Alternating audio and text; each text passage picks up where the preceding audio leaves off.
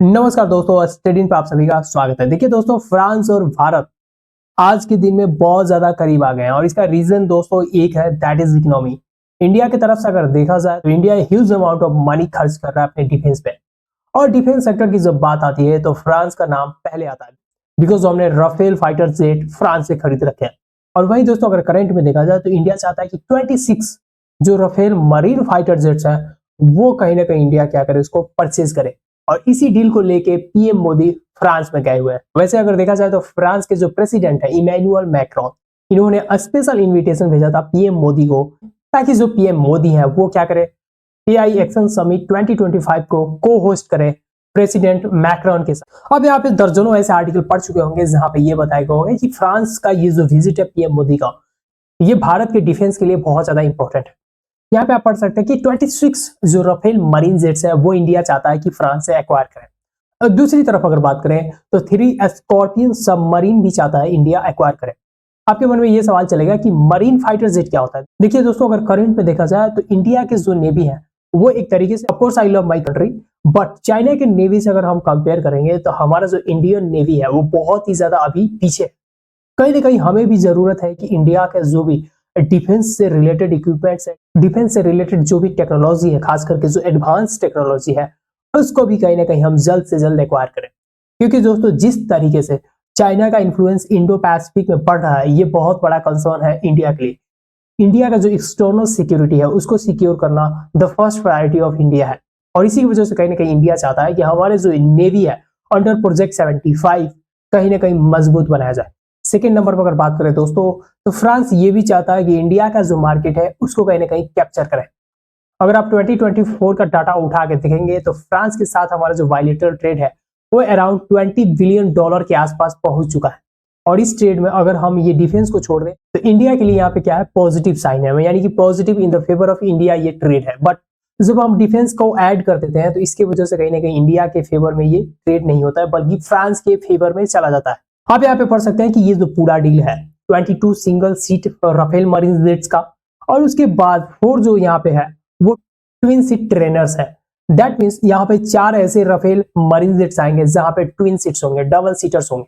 उसकी वजह से क्या होगा कि जो भी हमारे नेवल ऑफिसर है, जो भी फ्लाइंग ऑफिसर बनेंगे इसमें, वो कहीं ना कहीं यहाँ पे ट्रेन होंगे कि कैसे ऑपरेट करना है राफेल मरीन जेट्स को। सेकेंड नंबर पे क्या इंपॉर्टेंट है दोस्तों, सेकेंड नंबर पे इंपॉर्टेंट है हमारा सबमरीन। सबमरीन की भी संख्या बढ़ाने की जरूरत है, क्योंकि दोस्तों जो सबमरीन होता है वो बिना दिखे हुए क्या करता है, आक्रमण कर सकता है। जैसे कि मान लीजिए टारपीडो हो गया या कोई मिसाइल छोड़ना है, तो आप क्या यूज कर सकते हैं, यहाँ पे सबमरीन का यूज कर सकते हैं। अगर ये सबमरीन स्टील्थ टेक्नोलॉजी इसका एडवांस है, मतलब किसी रडार को इन्वेड कर देता है, तो ये बहुत ही ज्यादा क्या हो जाता है, डेंजरस हो जाता है। तो आज के दिन में जो इंडिया है वो नेवल पावर पे ज्यादा फोकस कर दिया, क्योंकि दोस्तों अभी भी हम लोग मिग 29 का जो फ्लीट है उसी को यूज करते हैं, हमारी जो नेवी है। और ये अगर जेट्स आ जाते हैं तो ये जो आउटडेटेड मिग 29 है ये कहीं ना कहीं निकल जाएगा। और इसकी वजह से कहीं ना कहीं हम भी आज के दिन में सबसे बड़ा जो लड़ाई है ना, वो 5th जनरेशन और 6th जनरेशन का जो जेट्स है, जो इंजन है, उन्हीं पे टिका हुआ है। क्योंकि दोस्तों जब तक आपके पास एडवांस टेक्नोलॉजी वाला डिफेंस इक्विपमेंट नहीं होगा तब तक आप अपने टेरिटरी को सिक्योर नहीं कर सकते।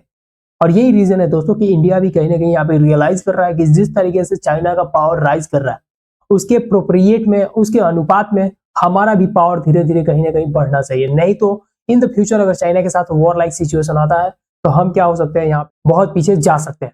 लेकिन दोस्तों इसमें एक बहुत बड़ा इशू है, ये जो डील है साइन तो अभी हो जाएगा, लेकिन ये जो पूरा शिपमेंट है, ये 26 राफेल मरीन जो जेट्स है ये मैन्युफैक्चर होंगे, फिर मैन्युफैक्चर होकर इंडिया में आएंगे, तब तक 8 से 9 साल पूरा टाइम लगने वाला है।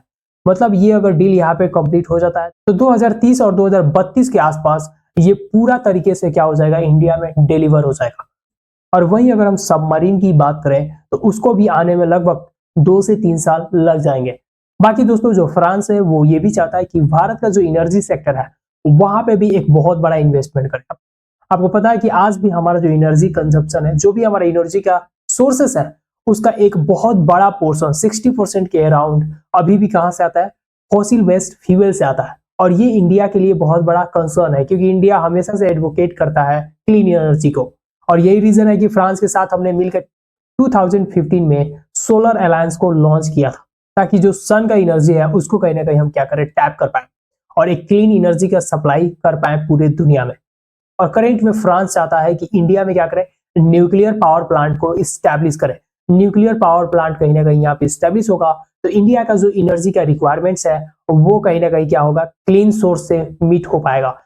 क्योंकि दोस्तों अगर करंट में देखें तो रसिया से हम क्या करते हैं, न्यूक्लियर पावर प्लांट का जो टेक्नोलॉजी है वो हम वहां से क्या करते हैं, इंपोर्ट करते हैं। लेकिन यहाँ पे अगर फ्रांस का एंट्री हो जाता है तो एक तरीके से ये डाइवर्सिफाई हो जाएगा, जो कि इंडिया के लिए बहुत ही ज्यादा गुड न्यूज है। क्योंकि दोस्तों आपको पता है कि जब से यूक्रेन रसिया का वॉर छिड़ा हुआ है, यहाँ पे बहुत सारे ऐसे शिपमेंट्स थे जो कि डिले हो गया था इस वॉर की वजह से, फ्रॉम रसिया टू इंडिया। और यही शायद रीजन है कि इंडिया ने शुरू कर दिया अपना डाइवर्सिफिकेशन।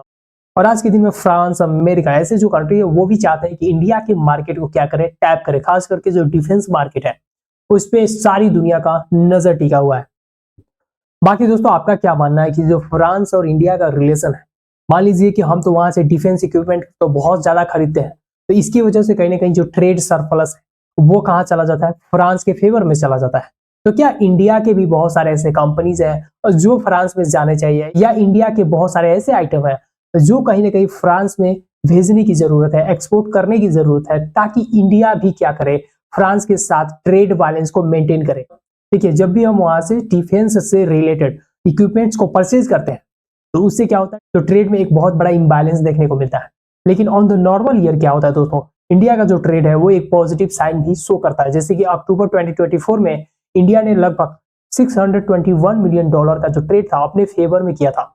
तो इसकी वजह से कहीं ना कहीं हमें जरूरत है कि अपने भी स्टार्टअप्स को, अपने भी कंपनी को यहाँ पे इंकरेज करें कि they can export to the France. तो उम्मीद करता हूं दोस्तों ये वीडियो आपको समझ में आई होगी, फ्रांस और इंडिया का जो रिलेशन है वो भी आपको समझ में आया होगा। मिलते हैं फिर नेक्स्ट वीडियो में, तब तक के लिए अपना ख्याल रखिए।